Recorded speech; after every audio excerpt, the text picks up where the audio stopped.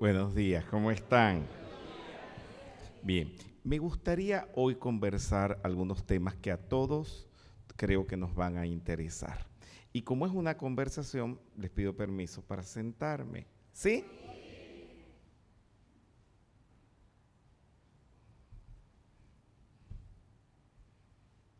Bien.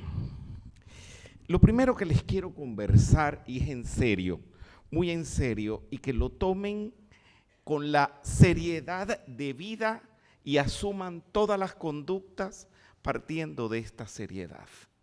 Que la metafísica no existe, no está en ninguna parte. Lo que sí existe son unos libros que escribió una persona con la cual tuve una estrecha amistad, que fue Connie Méndez. Nunca fue mi maestra. Eso por allí lo dicen algunas personas, porque no estuvieron al lado de nosotros viéndonos. Era mi amiga y yo era su amigo. De cantar cada vez que nos reuníamos, de reunirnos noche a noche, no solamente con ella, sino otro grupo de amistades, y allí pasaron 10 años. Y ella escribió unos libros que se llaman Metafísica. Y nunca pertenecí a ninguna organización metafísica. Y por si alguna duda pueda haber, había una discípula de Connie Méndez que por razones obvias no la voy a nombrar, porque no voy a hablar bien de ella. En 1975 fui a dar unas conferencias en Maracaibo que se llenaron las conferencias en el Hotel del Lago. Cientos de personas, casi 1000 personas. Y esta alumna de Connie Méndez, con toda la mala intención, le dijo a Connie Méndez, como la más terrible de todas las calumnias que he escuchado en mi vida, que yo en esa conferencia me había puesto a hablar mal de Connie Méndez. Y no bastándole a esta persona haber hecho eso y decírselo a Connie Méndez, en la reunión de la Hermandad Saint-Germain de ese miércoles 5 de julio, porque me acuerdo la fecha, porque yo era todavía un posadolescente, muy joven en la vida, para que me hicieran tanta maldad, le propuso a todos los discípulos de Connie Méndez que me votaran de la metafísica. Y me votaron. Me votaron de un lugar donde nunca había entrado. Eso para mí fue muy fuerte. Pero no fueron todas. Por supuesto, Ana Mercedes Azuaje de Rogeles, jamás. Katiuska Cordido, jamás. Olga Pucci, jamás. Y otra cantidad de personas. Me fui a mi casa muy mal. Esta persona que había promovido todo esto contra mí era una persona con edad, famosa, dentro del mundo cultural, y mi padre rabiaba esa noche. Decía, ¿cómo es posible que esa mujer tan culta, que ya es, a ti que estás empezando la vida, te haga todo esto? Todo el mundo sabía que era una agresividad demasiado grande. Bueno, no sé si dormí o no dormí. Al siguiente día me vestí y no sé qué dejé de hacer, pero me fui a casa de Connie Méndez calculando la hora en que ella se hubiese levantado. Digamos 10 de la mañana. Connie me recibió, por supuesto. Connie sabía todo lo que estaba pasando. Y me acuerdo literalmente todo lo que le dije. Le dije, mira, Connie, A mí tus alumnas y tu metafísica no me interesan, nunca me han interesado. Yo no vine para acá el primer día, ni por ellas, ni por la metafísica. Vine fue por ti. Tú eres lo único que me interesas en la vida. Y Connie me dijo, Connie era muy sabia y graciosa, con sabiduría y con gracia, porque llevaban los dos elementos. Me dijo, Rubén, eso que pasó anoche fue que el plano de ellas, así diciéndolo como despectivamente, como de esas viejas, el plano de ellas te botó para que ahora te quedes solamente conmigo.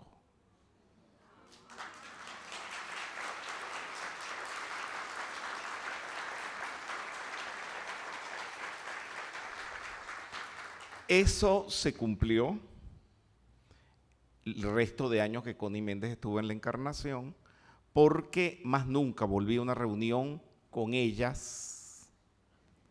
No me interesaron ellas, como todavía no me interesan. A mí me interesaba, era una enseñanza, sin nombre. Si le iba a poner nombre, Connie Méndez. Y fue mejor, porque entonces éramos la élite, la directora del mejor conservatorio de Venezuela, Ana Mercedes Azuaje de Rugeles, la mejor compositora académica de Venezuela, Blanca Estrella de Méscoli, Olga Pucci, Katiuska Cordido, toda la élite que quedaron, que eran amigas de Connie Méndez, junto conmigo, nos reuníamos casi todas las noches. Cantábamos, Connie Méndez nos leía las enseñanzas de los maestros, nos decía los últimos adelantos. Fue también cuando hacíamos esas reuniones con las masas y mi persona componía, igual que ahora que les vivo componiendo, les componía canciones y se las dirigía, y a las demás solamente las buenas tardes cuando llegaba y las buenas noches cuando me iba, porque eran malas, crueles. Eso marcó mi vida. ¿Y por qué se los cuento? Eso tiene un porqué, una razón, y ustedes son parte, consecuencias de esa razón. Yo no trabajo para un grupo llamado metafísica. No me interesa. Yo no soy metafísico. A mí lo que me interesa es una enseñanza que partió, que arrancó, que comenzó con lo que me impartió Connie Méndez, y que con mi trabajo investigando, ¿por dónde no he investigado? Les puedo decir, investigando por China, Tíbet, Israel, Japón, todo el Medio Oriente completo, Egipto, y no una vez, viviendo, he ido aprendiendo más y más y más y más. Y eso que Connie Méndez no escribió, lo he escrito, no por canalización ni por nada, lo he escrito conscientemente y responsablemente. Y aquí es donde ustedes entran en juego. Me di cuenta que existen iniciaciones. Empecé a saber la enseñanza de primera mano, no siguiendo a maestro. Yo nunca he seguido a ningún maestro, por muy renombrado y elevado que se considere. Hablo Kuthumi, Moria, Saint Germain, entonces nunca los he seguido. Pero lo que no puedo negar es que me les he pegado al lado a saber y a aprender cómo ellos llevan sus grupos, cómo ellos llevan sus estudiantes, y hacer una copia, un remedo, una imitación. No encuentro el sinónimo de cómo ellos trabajan y hacerles a ustedes una versión de eso lo más simple posible para que ustedes lo hagan también.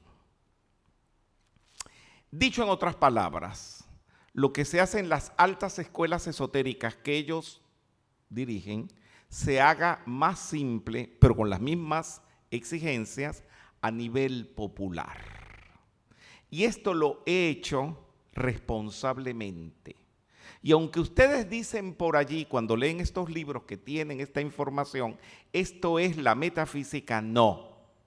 Eso no lo dice la metafísica. Eso lo ha escrito esta corriente de vida que habla con ustedes responsablemente, conscientemente. Y eso ha ocupado aproximadamente 520 libros, que son los que están en las librerías. No son ni mis ideas, ni mis inventos, ni mis puntos de vista. Pero sí son mis palabras que, sabiendo cómo ellos llevan esos asuntos, los he traducido, los he transformado, los he puesto más sencillos para que la humanidad en general lo pueda hacer. Y eso no es propiedad de la metafísica, no es propiedad de ningún metafísico. Eso está firmado por mi persona y asumo la responsabilidad de todo lo que está dicho en esos libros, con todas las consecuencias que eso amerita.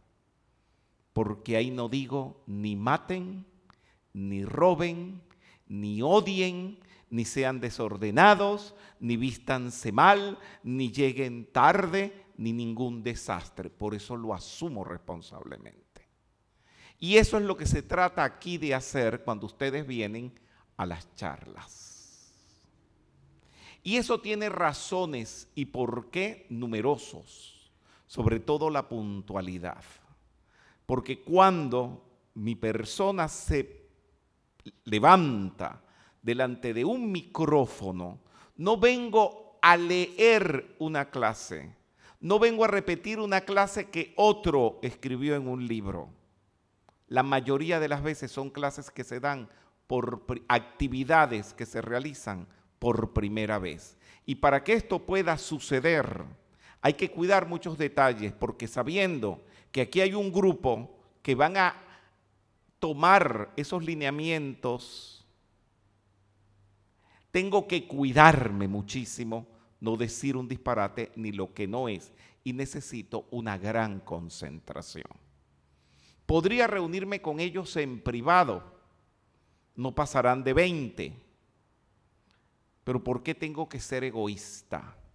Pudiéndole permitir a los demás, a ustedes mismos que están allá atrás, que no pertenecen a ese grupito cercano, que vengan también, eso sí, que sean puntuales, no molesten, no conversen, que tampoco son muchas exigencias, porque usted va a un concierto en el Colón, que yo soy habitué del Colón, y es lo mismo, no se habla, nadie llega tarde, porque el otro día fui a ver The Rosenkavalier, pero siempre voy a ver óperas. No sé lo que pasaría si una persona, una vez comenzada la ópera, interrumpiera y entrara a la sala.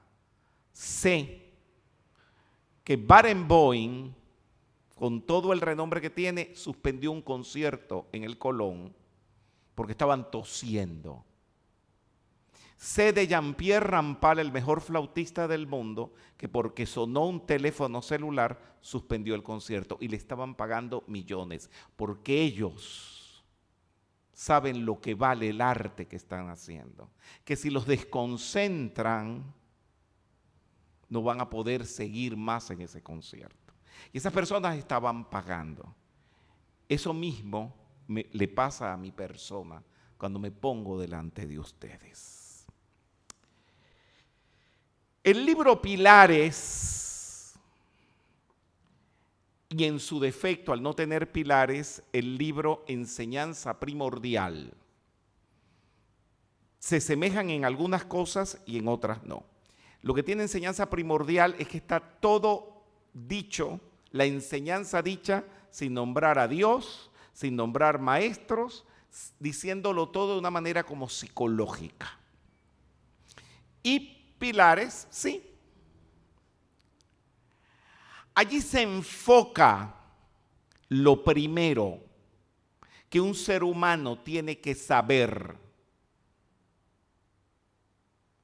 y que sea metafísica o no sea metafísica, es lo primero que tienen que saber. Aprender a pensar. El otro día me llamó alguien de Colombia y me dijo, Rubén, es que voy a empezar un grupo y mañana les voy a dar la introducción a la metafísica. Y le dije, ¿dónde está la introducción de la metafísica? Quiero que me digas en qué libro. Entonces empezó a tartamudear y le dije, te lo abrevio, no existe. Nosotros nunca hemos introducido nada. Aquí las personas cuando llegan el primer día se les enseña a pensar, a decretar. La diferencia en el libro Pilares o Enseñanza Primordial, y se los voy a decir de una vez, es que el asunto de la mente es muy necesario en la primera iniciación, en la segunda iniciación, en la tercera iniciación y para llegar al nirvana. Y que en el libro Pilares, cuando se asoma eso, ya se ve con la perspectiva a que un día ustedes ese mismo principio de mentalismo, que todo es mente, los conduzca al nirvana. A diferencia de otros libros donde se les habla de la ley de mentalismo solamente para conseguir cosas materiales. Cuando ustedes aprenden el no lo acepto, como está expuesto en el libro Pilares, está ya anunciado allí con la perspectiva que en esta vida o que en vidas que vengan en el futuro en ustedes, realicen la nada, la vacuidad, porque es una proyección del neti, el esto no es. ¿Qué otros libros que hablan de la negación no lo asoman? Por lo tanto, cuando vienen a la primera clase de metafísica, ya se les está dando las simientes para cuando ustedes vayan a ser Budas.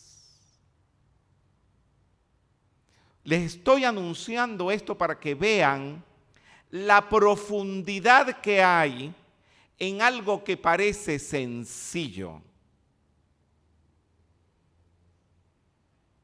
Y esto no es fácil, señores, ni escribirlo ni exponerlo.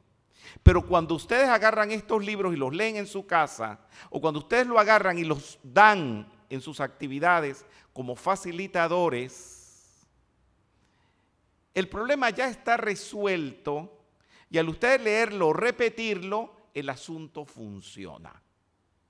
Pero hubo alguien que tuvo que resolverlo. Por supuesto, las simientes, mi persona, las tomó de mi amiga Connie Méndez, pero después le puse la proyección cuando supe del nirvana, cuando supe del gran silencio, de cosas que Connie Méndez ni asomaba.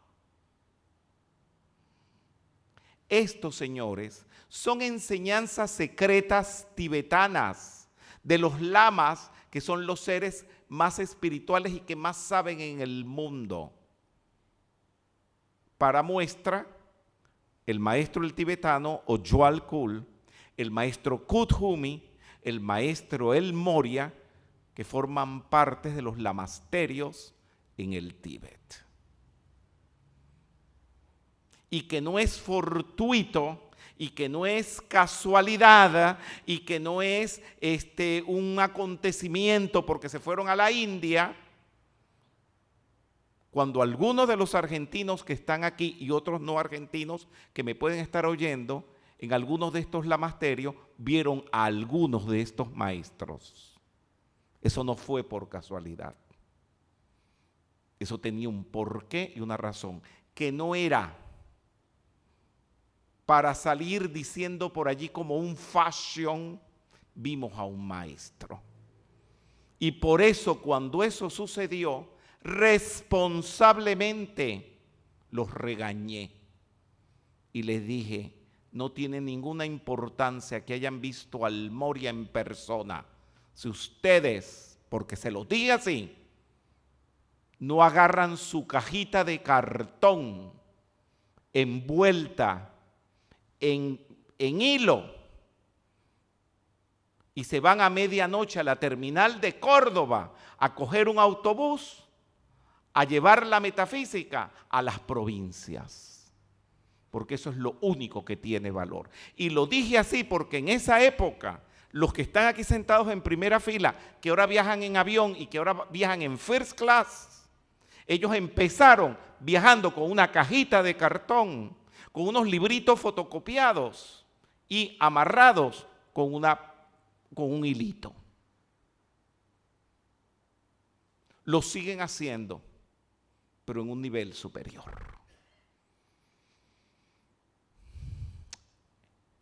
Así hemos seguido creciendo para ustedes, no para nosotros. Porque uno muy bien puede quedarse con todos estos conocimientos viviendo bien y no estarse exponiendo a que lo critiquen, a que lo condenen a uno. Hubo una persona ayer, o varias, que cuando se suspendió la conferencia de mi persona, quiero hacer un paréntesis, mi persona no es importante, lo importante es la enseñanza. Pues si bien la metafísica no existe, sino una enseñanza, Rubén Cedeño tampoco, solamente es un instrumento. Y aunque la palabra facilitador la han corrompido, porque el otro día una persona quería vender libros y me dice que le tengo que pedir permiso a mi facilitador. Le dije, ese que le vas a pedir permiso no es tu facilitador, es un tirano. Pues si tú le tienes que pedir permiso para vender libros de metafísica, ese no te está facilitando nada, te está controlando la vida. Y el que te controla la vida es un tirano. Digo que han corrompido la palabra facilitador porque no sé qué entienden. Creen que es el concepto también de gurú que hay en la India, que tampoco está bien interpretado. Facilitador es lo que la palabra facilitador significa. Facilitar, pararse delante de un grupo y decirle, se piensa así, se medita así, se hace esto así. Y usted lo hace si le da la gana o no le da la gana. Pero si ya tienes que pedirle permiso a él para ir a vender unos libros de metafísica a un lugar, ese no es un facilitador, es un tirano. Y los autorizo a todos a que si tienen un facilitador así, le digan, tú no eres mi facilitador, eres un tirano, eres un dictador, tú no tienes nada de espiritualidad.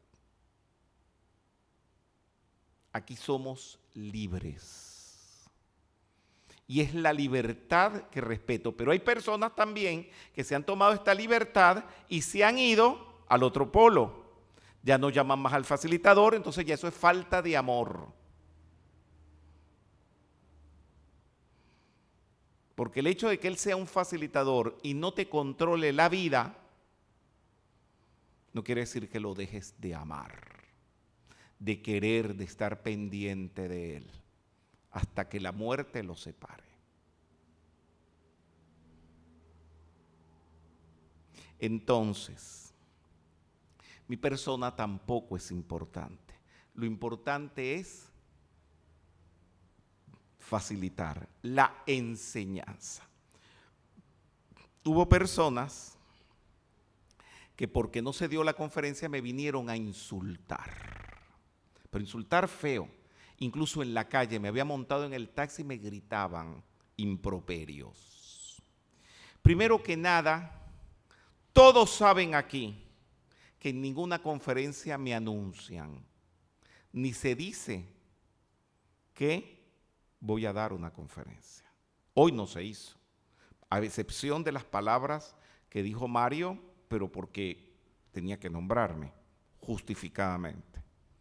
Pero nunca me nombran, así que nadie viene aquí por oírme a mí. Es que no quiero que lo hagan.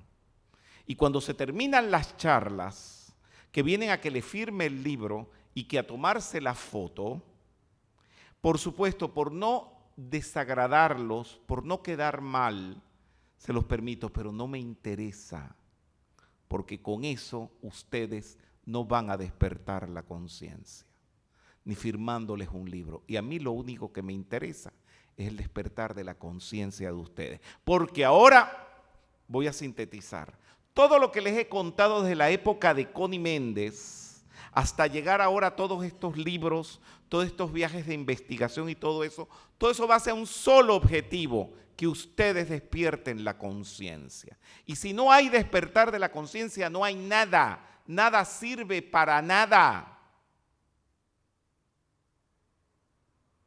Porque no soy bonito, pero si a mí me diera la gana de ser como Ricky Martin, lo pudiera hacer. Pues soy cantante graduado, soy artista, soy compositor, tengo todas esas cualidades, pero no las uso. Porque sé que eso es maya, eso es ilusión. Porque esa misma gente que te piden la foto y te piden que le firme el libro, son las mismas gentes que ayer me insultaron. Y se los dije a los muchachos: aprendan, no crean en los que los aplauden ni en los que dicen que los están siguiendo. Todo eso es maya, es mentira. El mismo que te aplaude es el mismo que te va a condenar. Ahora hay algo que sí permanece. Connie Méndez se murió.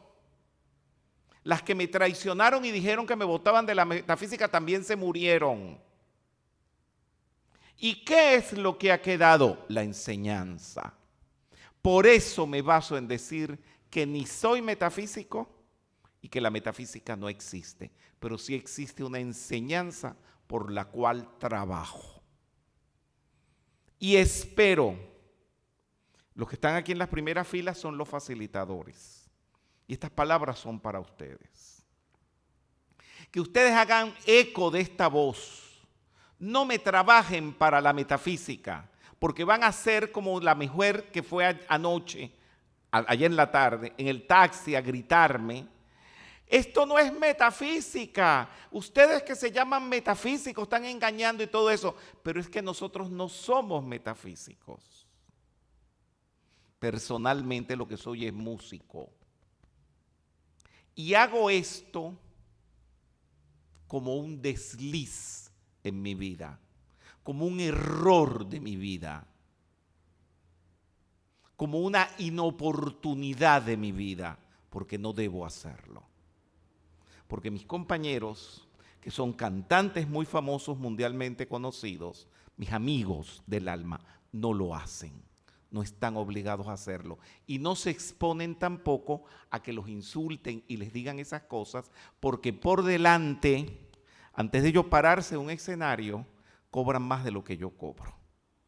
A mí me pagan $25,000, a ellos les pagan 50,000.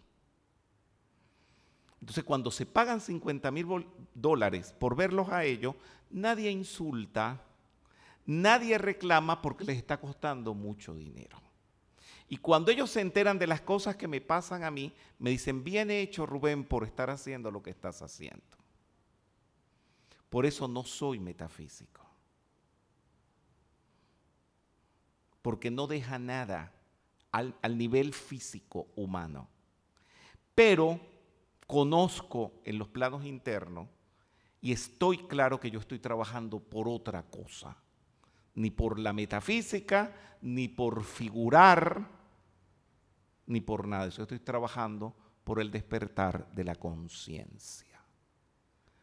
¿Y cómo es ese despertar de la conciencia? Es muy difícil hablar de eso.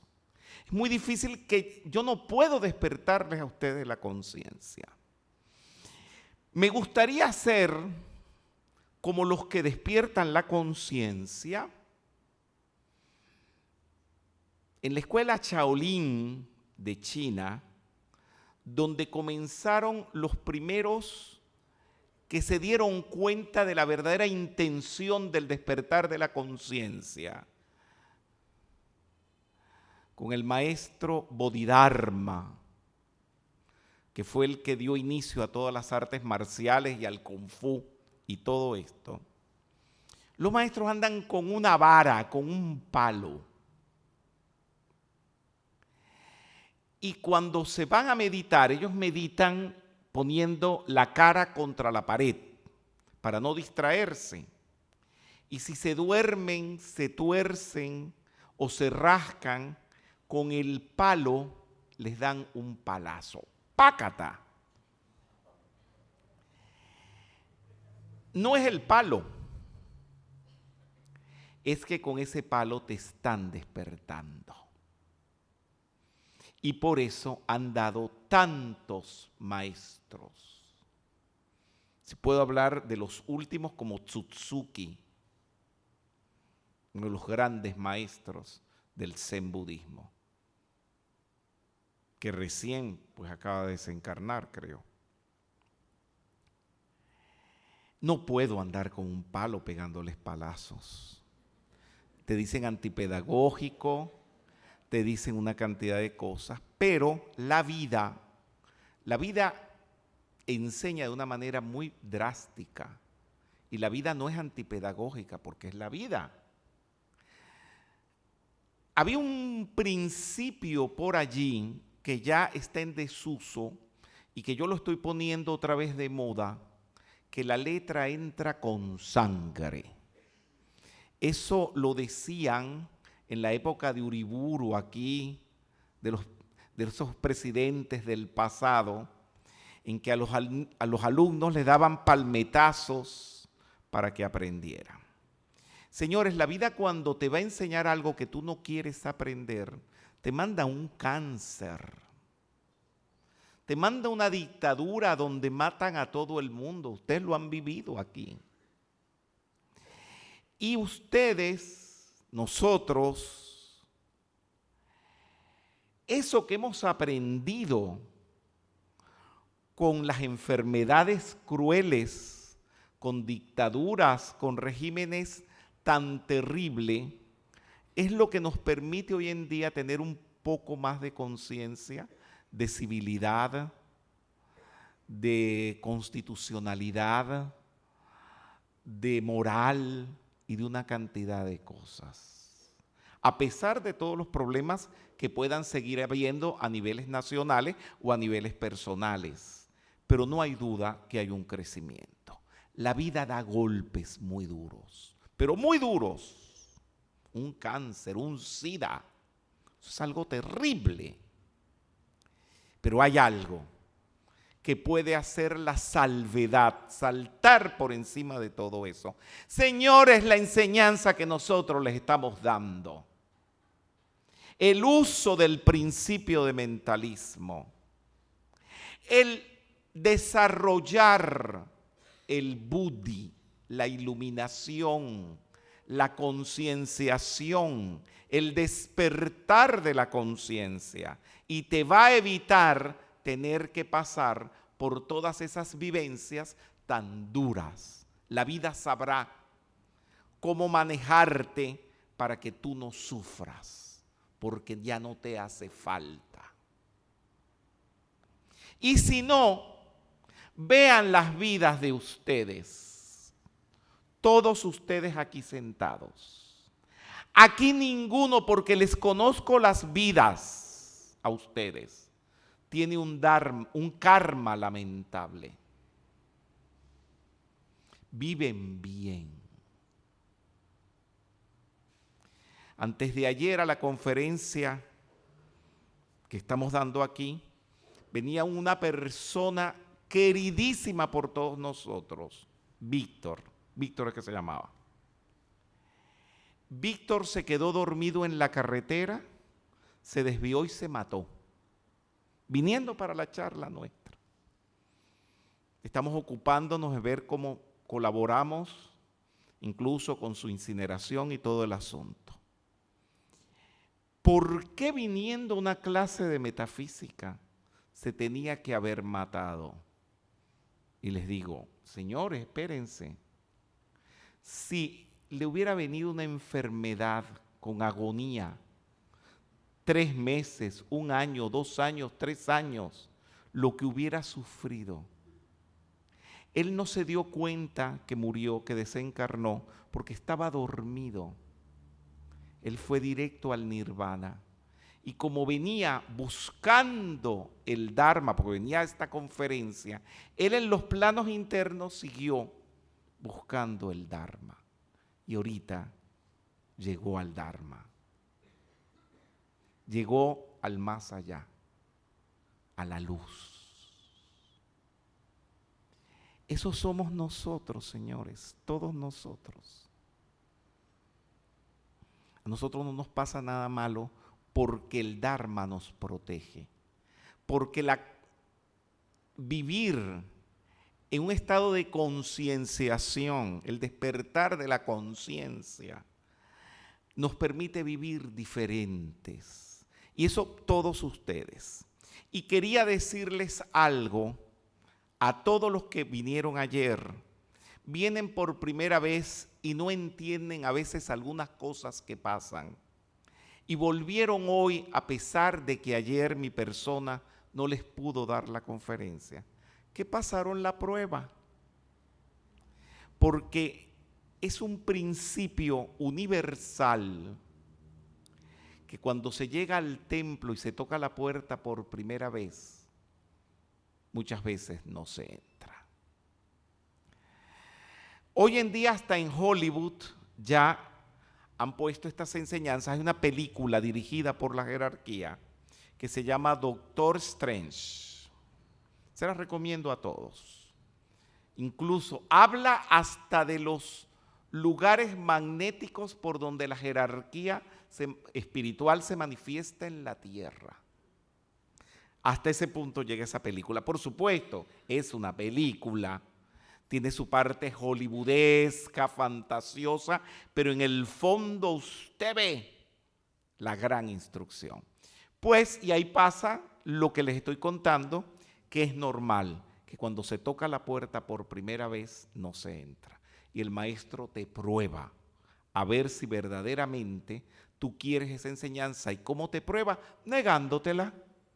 A ver si tú insistes. ¿O ustedes creen, aquí en la primera fila, aquí hay personas que han pagado un precio? Yo conozco algunos que han pagado 7 años de torturas. Mi persona también. Y hemos insistido seguir en la enseñanza, viendo ver si algún día se hacía luz entre tantas sombras. Y aquí están, un día amaneció, un día salió el sol. Pues señores, ustedes fueron probados ayer. Porque para que las cosas se le den el valor hay que pagar el precio. Pero el precio aquí no es dinero, el precio aquí es vital, con nuestra vida, con nuestras acciones. Tal vez no les estoy hablando de cómo solucionar un problema en específico, pero les estoy comunicando cómo solucionar todos los problemas a la vez. Es fácil y difícil. Fácil en palabras, se los voy a decir. Difícil, no difícil propiamente dicho. Digamos, se toma su tiempo realizarlo. Lo primero es refúgiense en el Dharma.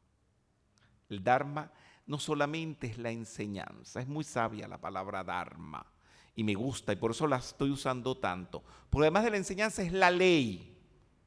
Cumplir con la ley, las 7 leyes. y las leyes de la Constitución y las leyes de ser buena madre, de ser buen padre, eso es el Dharma.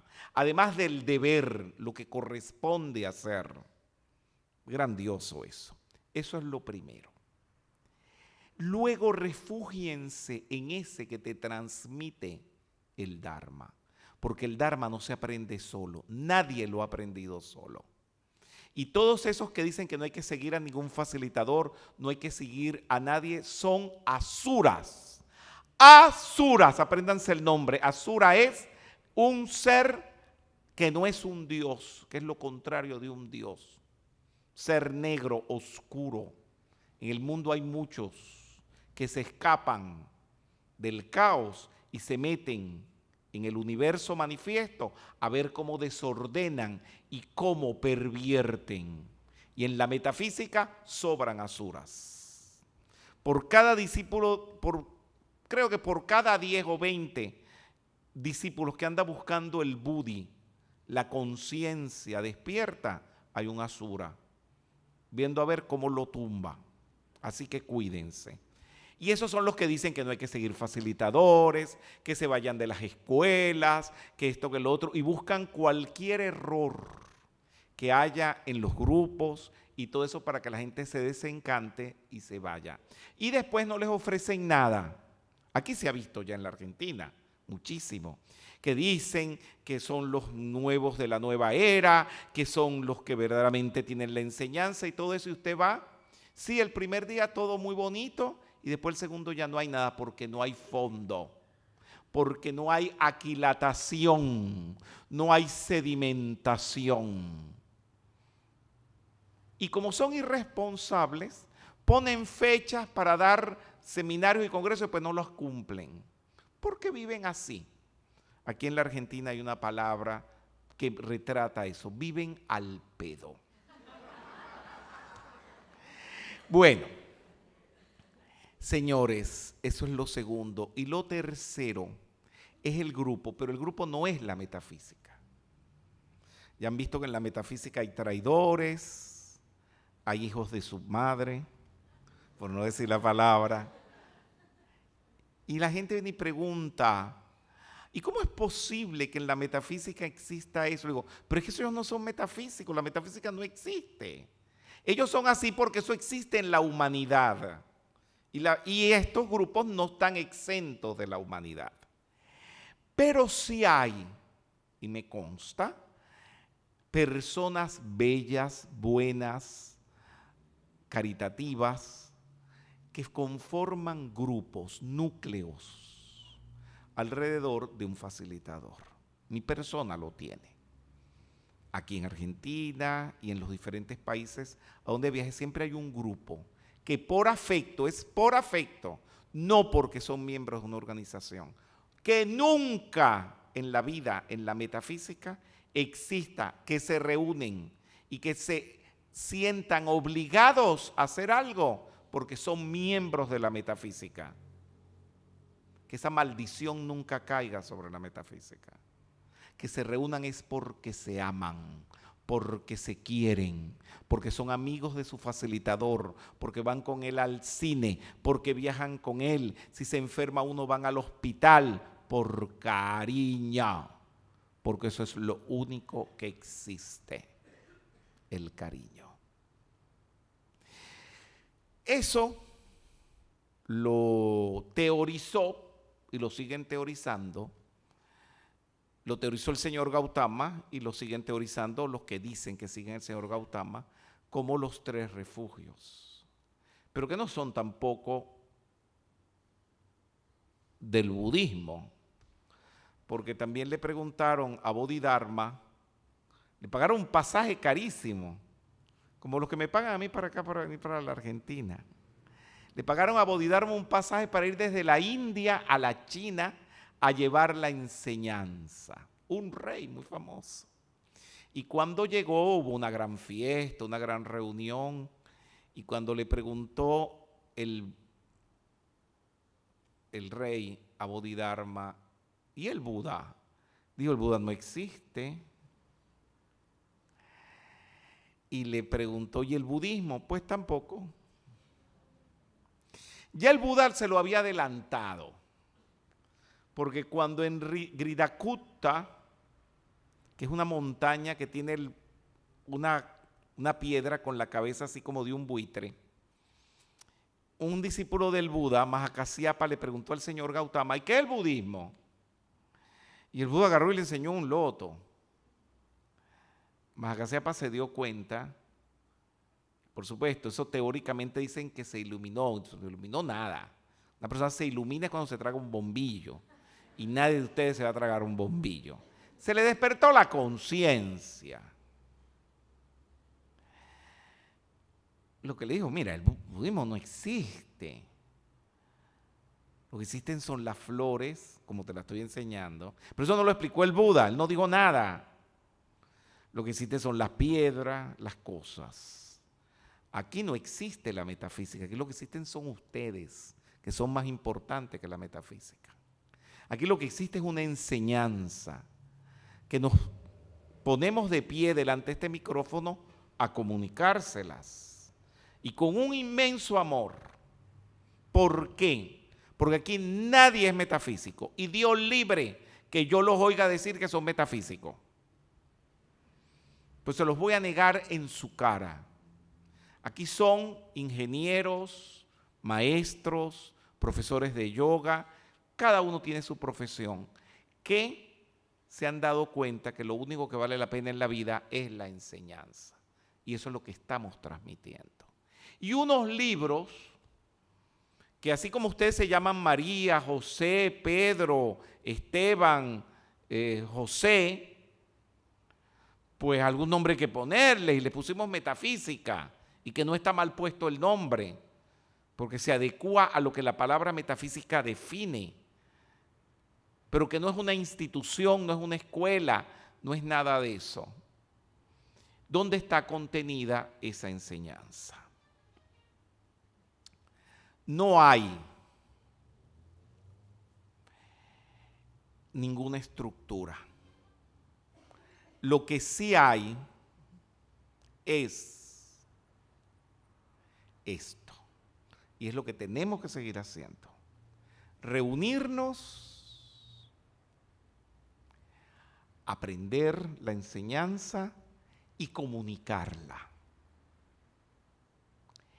Con un gran amor a quien la facilitó. Por si acaso a alguno de ustedes les interesa, Mahakasyapa fue el discípulo del Gautama que entendió todo esto. Cada discípulo del Gautama hizo una línea discipular. La línea discipular de Mahakasyapa, 500.000 años después, o sea, en el siglo V después de Cristo, es 500.000 años después, estaba continuando porque Bodhidharma era la línea discipular de Mahakasyapa. Imagínense ustedes. ¿Y cómo se continúan esas líneas? Por amor. Por amor a ese facilitador. Por amor a ese ser que se quiere. Pueden hacer preguntas, se lo iba a decir al principio, que las preguntas al final, porque no quería descontinuar en ningún momento el hilo y de la idea de lo que quería exponerles hoy. Y espero que les quede para toda la vida, sobre todo si van a continuar dentro de esta enseñanza, la tenga muy clarita. Connie Méndez no fue mi maestra, fue mi amiga. El facilitador de ustedes no es tu maestro, es tu amigo. Eso esperamos. Usted está reunido aquí por aprender una enseñanza, no por pertenecer a una organización que se llame metafísica. Eso no existe. Eso les puede limpiar mucho el camino de transitar dentro de un sendero limpio de conceptos y de estupideces. Hay más, ya se enterarán, viene más sobre esto. Este es un tema que me apasiona mucho, ¿verdad? La nadidad. ser nada. Porque en realidad eso es lo que somos, nada. Bueno, si hay preguntas, pueden levantar la mano. Uy, se quedaron satisfechos. Porque es como cuando uno come y se quieren algo más y nadie dice nada. Porque tiene la barriga llena. Bueno, ¿hay alguna pregunta? No la hay, ¿verdad? O si la hay, levanten la mano. Bueno, gracias. Los quiero mucho.